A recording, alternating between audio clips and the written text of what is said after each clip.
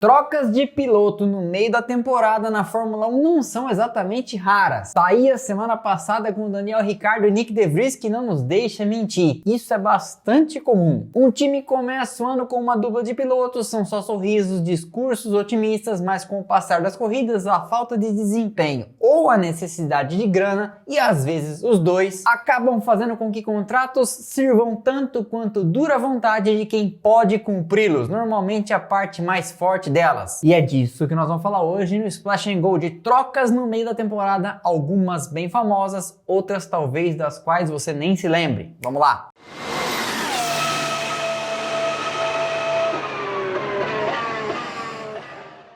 E é claro que a gente começa pela mais recente. Nick De Vries foi campeão da Fórmula E, era um piloto da esfera da Mercedes, atuava inclusive como reserva deles e fez sessões livres em 2022 pela Williams, pela Aston Martin e pela própria estrela de 3 pontas, e talvez nem sonhasse passar por tudo que passou nos últimos 12 meses. Porque em Monza, no ano passado, ele foi chamado a substituir Alexander Albon, que foi parar na mesa de cirurgia por causa de uma apendicite, e justo numa pista em que a Williams andava muito bem, teve sua chance de estrear no grid da Fórmula 1. E ele entregou exatamente o que se esperava dele, foi lá e marcou um 9º lugar e 2 pontos para a equipe que não é mais de Sir Frank e sim do Dorilton Capital. Eu esqueci de comentar, o De Vries quase substituiu também na McLaren Lando Norris, quando na quinta véspera das primeiras sessões livres na sexta em Interlagos, o inglês não compareceu e ficou no hotel recuperando-se. Não se sabe se depois de comer um sanduíche de pernil daqueles de porta de estádio, ou se de repente excedeu os track limits da noite paulistana. Nunca saberemos. Esse desempenho em Monza chamou a atenção da exigente esfera Red Bull, com o Dr. Helmut Marko, líder do RH de lá. E aí ele foi contratado para uma vaga que abriu com a saída de Gasly, que foi para a Alpine. Fez par com Yuki Tsunoda, não foi bem, e agora sabemos, foi sacado para receber então no seu lugar Daniel Ricciardo. E os saques imediatos dentro da esfera da Red Bull são vários, e daria para fazer um episódio inteiro só sobre eles. Mas vamos em frente que temos outras boas histórias.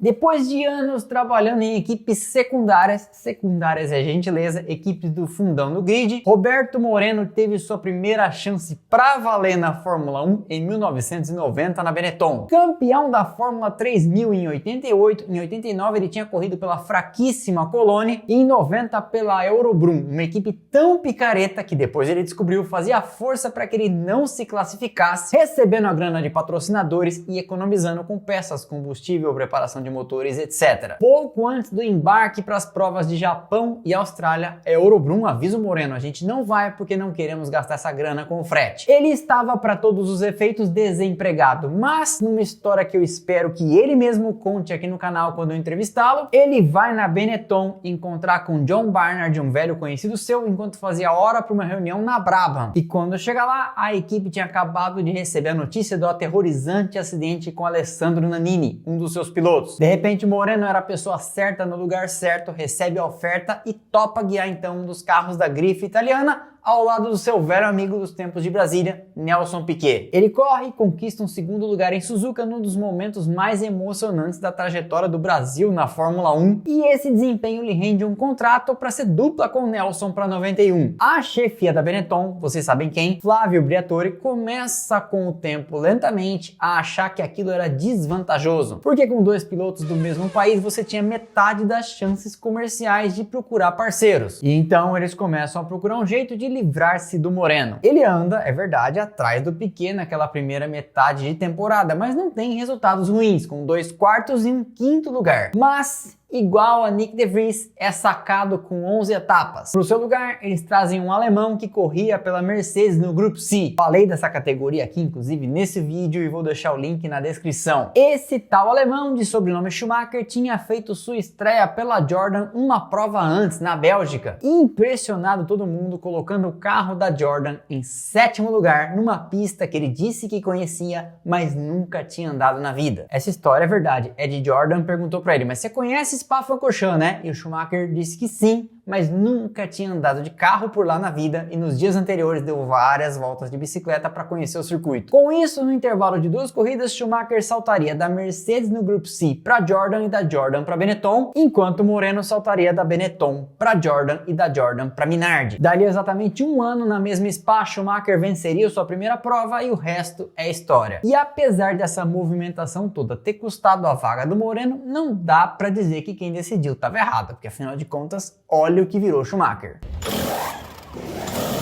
Em 1999, Heinz-Harald Frentzen tinha conquistado a paixão de Ed Jordan. Na sua primeira temporada pela equipe do irlandês, ele vence 2 provas e chega a disputar o campeonato. Àquela altura, ele vivia uma segunda fase, um recomeço da sua carreira na Fórmula 1, que tinha chegado ao auge na Williams em 97, mas andou bem para trás em 98, quando a Williams fez um carro ruim. E o ambiente mais familiar numa equipe menor como a Jordan acabou servindo bem para ele. E em 2000 e metade de 2001 tem anos fracos. Não se entendendo mais, patrão e empregado resolvem separar-se antes do Grande Prêmio da Alemanha daquele ano, trazendo para sua vaga como substituto o brasileiro Ricardo Zonta. Zonta faz uma prova e então, para ser um substituto titular, digamos assim, Ed Jordan vai atrás de um conhecido seu dos tempos da Fórmula 3000, Jean Alesi, que tinha vencido esse campeonato com ele em 1989. Alesi, àquela altura, corria na Prost, que vivia o eterno sonho da super equipe francesa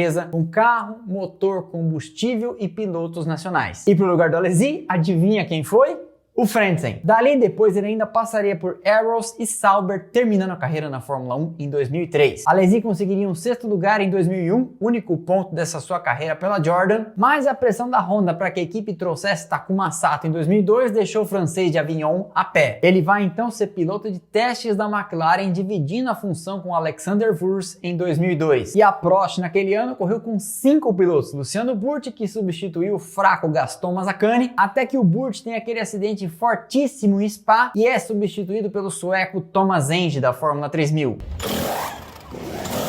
Em 82, a Ferrari começa o ano com um carro vencedor e uma dupla muito talentosa e arrojada. Mas no ano trágico, Villeneuve perde a vida em Zolder e Pironi sofre um grave acidente em Hockenheim que encerrou sua carreira definitivamente. Para o lugar do Villeneuve vem Patrick Tambay e para o lugar do Pironi, Mario Andretti. Em 83, eles mantêm Tambay em um carro e trazem outro francês para correr ao seu lado, René Arnoux. E os dois não vão mal, com Arnoux sendo 3º e Tambay 4º no campeonato e vencendo 4 provas, 3-1 para René. Eles mantêm a escalação para 84 e em 85 Arnoux faria dupla com Michele Alboreto, corre a primeira prova e então é sacado antes da segunda, sem maiores explicações. A única justificativa dada é um vazio termo razões pessoais num comunicado oficial e até hoje nenhuma vírgula a mais. Mas se você procurar em fóruns por aí, vai ver algumas hipóteses. Alternativa A, drogas. Alternativa B, mulheres. Alternativa C, drogas e mulheres, sendo a mulher em questão da família Ferrari. Mistério.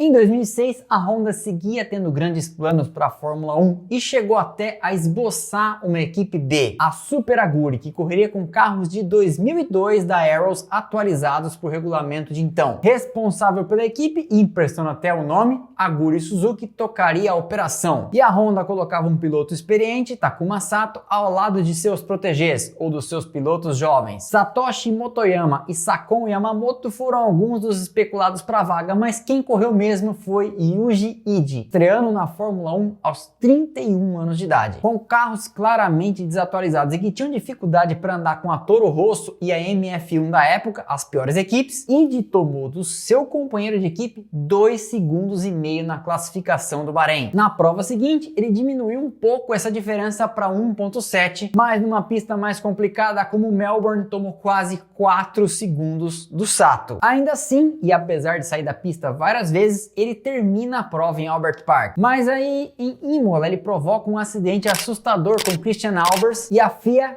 revoga a sua superlicença do dia para a noite. Por seu lugar vem então Franck Montagny, 3º piloto da equipe, que faz 7 provas e é ele também sacado, assumindo o carro então até o final do ano, Sakon Yamamoto, que era lento também, mas não fez pelo menos nenhuma grande atrocidade.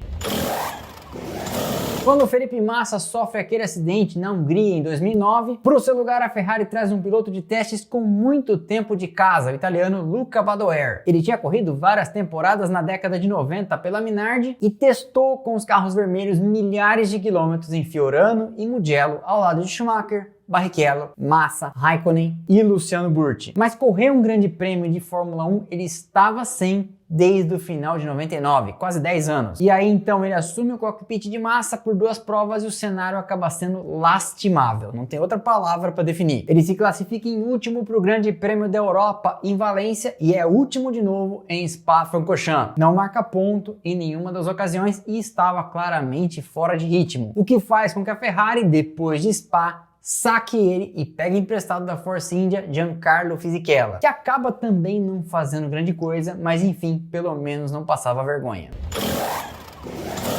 Promovido de surpresa para a Red Bull depois de uma temporada correndo pela Toro Rosso, o russo Daniil Kvyat substituiu na Red Bull Sebastian Vettel, que foi para a Ferrari. Na sua primeira temporada por lá, ele impressiona superando Daniel Ricciardo e ganhando com isso uma renovação de contrato. Mas na Toro Rosso, naquela temporada de 2015, tinha estreado outra jovem promessa, Max Verstappen. E aí você conhece a Red Bull. Não é que o Kvyat estivesse mal, mas ele cometeu alguns erros que acabaram dando a Helmut Marko a chance que ele precisava para fazer mais uma vítima.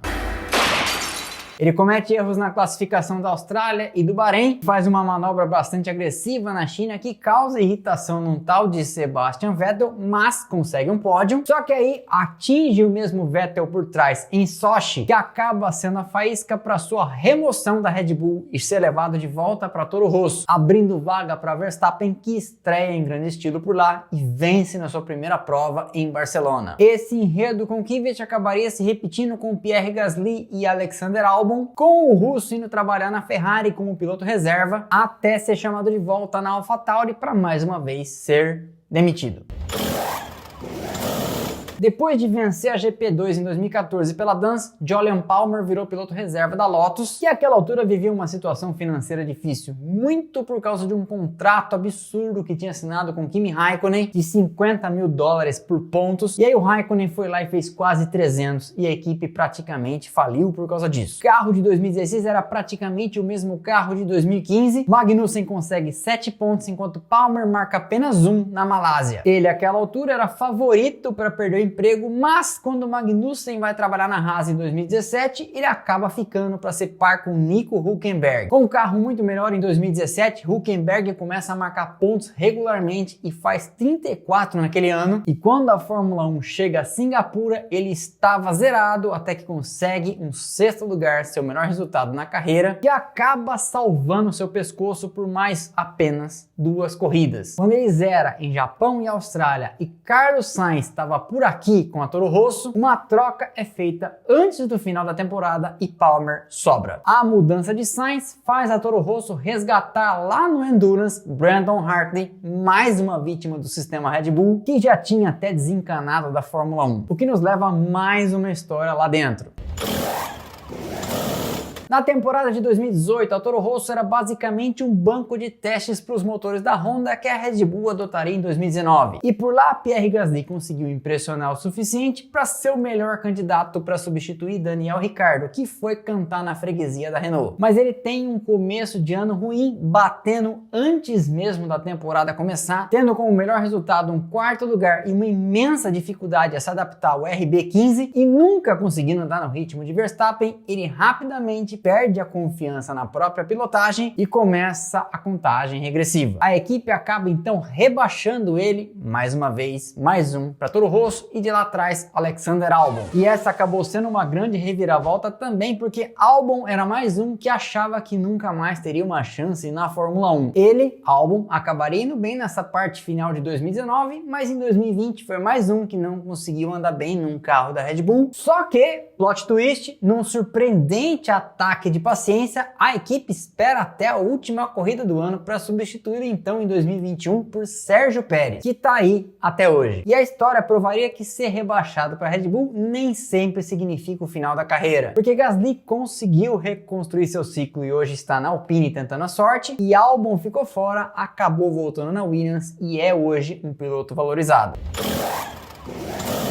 O casamento de Alain Prost com a Ferrari no final de 1989 para começar a correr em 90 foi mais um daqueles, ao costume de Maranello, que começa com juras de amor e termina com um gosto amargo. Prost assina um contrato com os italianos quando percebe que não poderia mais conviver com Ayrton Senna debaixo do mesmo teto. E a Ferrari, que tinha acabado de contratar John Barnard, sabia que não seria com Berger nem Mansell que ela conseguiria lutar por um campeonato. Um casamento de conveniência então acontece. Prost mais Barnard elevam o nível da Ferrari e encostam no time de Senna e Ron Dennis em 90, mas quebravam demais e a Ferrari, sendo a Ferrari, cometia aqueles famosos erros de estratégia. No fim do ano, Senna leva o campeonato daquele jeito em Suzuka, distribuindo rosas e bolinhas de sabão na curva 1, e a Ferrari perde uma chance. No final do ano, John Barnard vai embora trabalhar na Benetton e para o seu lugar a Ferrari traz mais um ex-McLaren, Steve Nichols, que começa a trabalhar na maravilhosa 643, mas o carro só viria na 7ª etapa do ano e em 91 então o clima dentro da Ferrari foi pesando. Prost àquela altura estava descontente com o chefe Cesare Fiorio e negociava com a cúpula de Maranello para ser ele mesmo o team principal enquanto também era piloto. Olha isso. Quando então na penúltima etapa do ano ele faz um 4º lugar em Suzuka, quase uma volta atrás de Senna e Berger, falando com a imprensa francesa, um curto-circuito acontece e eu vou te contar as duas versões, a do Prost e a da imprensa italiana. Para os italianos chegou e foi publicado em todos os jornais da Itália que o Prost disse que a Ferrari parecia um caminhão. Para eles, uma ofensa para lá de inaceitável. Prost disse que a direção estava pesada como a de um caminhão e o que ele quis dizer perdeu-se na tradução do francês para o italiano e causou uma tempestade na mídia. Resultado, Prost demitido sumariamente e para o seu lugar a Ferrari pega emprestado lá na Minardi Gianni Morbidelli. Para você ver que não é só molecada e jovem piloto que acaba sendo sacado de uma hora para outra. Conhecia os pormenores de todas essas sacadas de última hora? Conte aqui embaixo nos comentários. Esse foi então mais um episódio do Splash and Go no YouTube. Espero que vocês tenham gostado. Deixa o like, é de graça, não custa nada e ajuda demais o canal. Quebra essa pra mim. E eu te vejo aqui no próximo vídeo lá no Instagram, Twitter, TikTok, Telegram, Thread e no grupo de notificação do WhatsApp. Não tá sabendo dessa? Eu te conto pelo Telegram e pelo WhatsApp. Você entra, se inscreve e passa a receber notificação automática de todos os vídeos que temos por aqui e não precisa ficar então contando com a boa vontade do YouTube de te avisar. A gente te avisa, fique tranquilo. Já passamos de 1000 faz tempo no grupo do Telegram. Estamos chegando em 1000 no grupo de WhatsApp e um monte de gente tem comentado por aí. Que maravilha esse negócio, agora eu fico sabendo de todos. Eu fiz isso depois que começaram a perguntar, você não tá mais fazendo vídeo, você tá doente, tá de férias? E eu não tô doente, muito menos de férias. Sigo fazendo vídeo por aqui de 70 a 80 por mês. Todo mês. Se você quiser, inclusive, apoiar o projeto desse canal de produzir conteúdo de Fórmula 1 para vocês em tempo integral e dedicação exclusiva, esta é minha profissão. Clique nos botões aderir ou seja membro aqui embaixo, o link também tá lá embaixo na descrição. E pelos 3 planos, Paddock Pass, Lawrence Stroll e Super Licença, você nos ajuda muito. Concorre a brindes que sempre que tem por aqui eu sorteio. Legos, Fórmula E, Porsche Cup, Track Day, simulador na Pilotec, tudo que aparece por aqui eu sorteio. E ainda vê os vídeos em Premiere e tem prioridade de resposta nas lives. Outro dia alguém no grupo Paddock Pass no WhatsApp falou: eu nunca vi um canal que sem cobrar mais por isso ainda dá presente para todo mundo. Sempre que tem aqui, como eu falei, eu sorteio pro pessoal. Se você não puder ou não quiser apoiar, também não tem problema, mas então, aí eu te peço, deixa o like que esse sim é de graça. Então é isso, pessoal. Valeu e aquele abraço.